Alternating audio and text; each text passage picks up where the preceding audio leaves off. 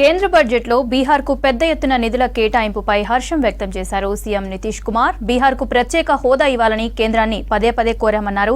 కేంద్రం మాత్రం ప్రత్యేక నిధుల కేటాయింపుపై మొగ్గు చూపిందన్నారు. దానికి కొనసాగింపుగా 2024-25 బడ్జెట్లో బీహార్కు ప్రాధాన్యత ఇవ్వడం సంతోషంగా ఉందన్నారు నితీష్ కుమార్. को भी हमने कहा अब एक बात हो रहा था विशेष राज्य का दर्जा पहले से खत्म हो गया है।